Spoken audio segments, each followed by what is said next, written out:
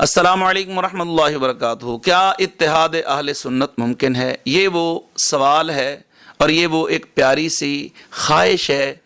جو ایک ہر درد دل رکھنے والے سنی کے دل کی آواز ہے۔ کان ترس گئے ہیں کہ کہیں سے کوئی ایسی آواز آ جائے جس میں باقاعدہ طور پر ہمیں سنائی دے کہ اہل سنت متحد ہو گئے ہیں۔ سوشل میڈیا نے جہاں یہ خبریں پہنچانے کا کام آسان کیا ہے، وہاں انتشار پھیلانے میں بھی اس کا بڑا اہم کردار ہے۔ جو حضرات جو ہیں سادہ لوگ ہیں، اور جب وہ خاصوں کی باتیں عوام کے سامنے جاتی ہیں تو ایسی صورت میں وہ لوگ اس کو بغیر سوچے سمجھے آگے شیئر کر دیتے ہیں، بات پھر کہیں سے کہیں نکل جاتی ہے۔ اچھا، کچھ حضرات ہم سے یہ سوالات کرتے ہیں کہ کیا یہ اتحاد اہل سنت ممکن ہے؟ تو ہم بھی پھر اپنے بزرگوں سے، علماء سے یہ پوچھتے ہیں، تو آگے سے جو جواب ملتا ہے وہ یہی ہے کہ جناب اس وقت جو ہے دور کوئی ایسا چل رہا ہے کہ کوئی بندہ کسی کو اپنا قائد ماننے کے لیے تیار نظر نہیں آتا۔ جس پیر صاحب کے 4 مرید ہیں وہ بھی کہتا ہے میں کسی کے سامنے کیوں جاؤں، میں کسی کے پاس کیوں جاؤں۔ اگر کسی کے جامعات ہیں یا جو اعلیٰ مناصب پر لوگ فائز ہیں علمی اعتبار سے، عملی اعتبار سے، تو وہ اس حوالے سے بھی سامنے نہیں آتے کہ آج کا سوشل میڈیا کا دور ہے، تو نیچے سے پھر جو لوگ کمنٹس کرتے ہیں تو ایسی ایسی باتیں جو دل کو چیر جاتی ہیں،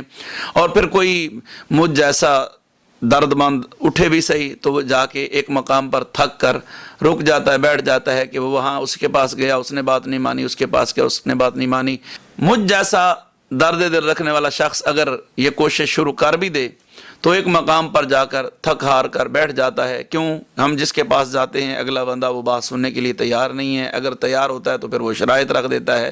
تو اس طرح بندے کا دل جو ہے وہ ٹوٹ جاتا ہے، اور وہ پھر بالآخر تھک ہار کر یہی کہتا ہے کہ جناب آپ سے جو کچھ ہو رہا ہے وہی کریں۔ اور اس وقت میں بھی یہی سمجھتا ہوں کہ ہم سے جو کچھ ہو سکتا ہے ہم اپنے اپنے طور پر انفرادی طور پر اپنا کام جاری رکھیں، دین کا کام نہیں رکنا چاہیے، اور کوئی بھی آپ تک یہ بات پہنچتی ہے تو بغیر اس کو سوچے سمجھے آگے شیئر کرنے کی زحمت نہ کریں، تاکہ ہماری وجہ سے یہ کوئی اگر ایسی بات آتی ہے تو وہ مزید انتشار کی طرف ہم بڑھنے میں ہمارا اس میں کوئی کردار نہ ہو۔ ابھی کچھ حضرات جو ہیں اس معاملے پر جو ہے وہ آراء دیتے ہوئے بھی نظر آتے ہیں۔ مثلا ابھی حالیہ دنوں میں حضرت مولانا کوکب نورانی اکاڑوی دامت برکاتکم العالیہ کا ایک کلپ نظروں سے گزرا۔ ایسے ہی قبلہ مفتی اعظم پاکستان علامہ مفتی منیب الرحمان صاحب، ان کی گفتگو بھی سننے دیکھنے کو ملتی ہے، جس میں وہ آراء دیتے ہوئے، تجاویز دیتے ہوئے نظر آتے ہیں کہ یہ کر لینا چاہیے، وہ کر لینا چاہیے۔ ابھی نورانی صاحب جو ہیں وہ بھی کہہ رہے ہیں کہ جناب کوئی ایسا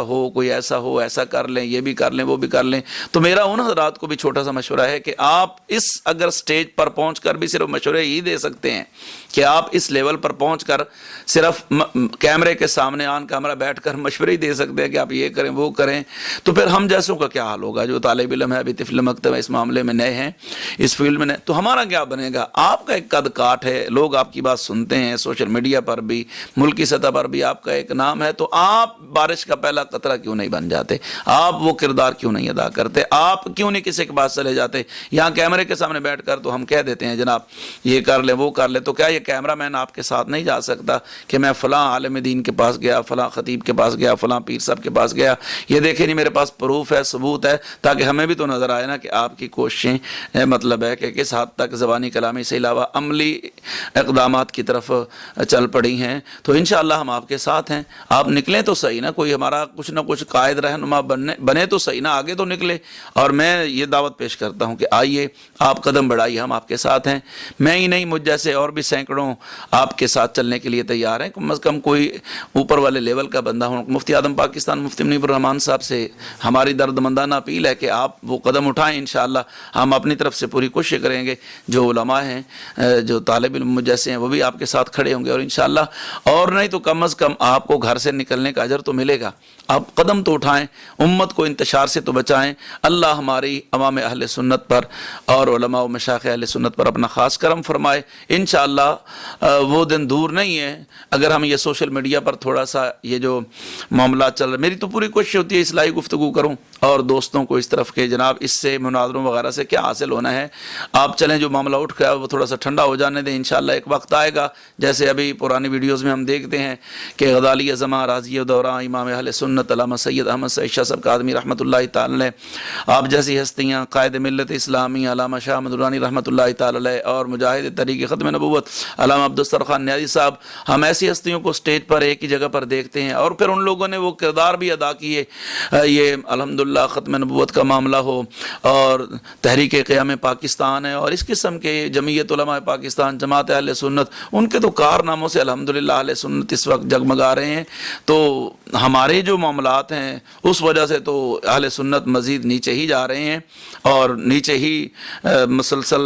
تنزلی کی طرف ان کا سفر جاری و ساری ہے۔ انشاءاللہ وہ وقت آئے گا جب ایک وقت حضور علیہ الصلوۃ والسلام کے یہ سارے غلام پھر سے اکٹھے ہوں گے اور ہماری آنکھیں وہ منظر دیکھیں گی کہ علماء اہل سنت ایک پلیٹ فارم پر ہوں گے، کہ علماء اہل سنت ایک پلیٹ فارم پر جمع ہوں گے۔ اللہ کرے وہ جلد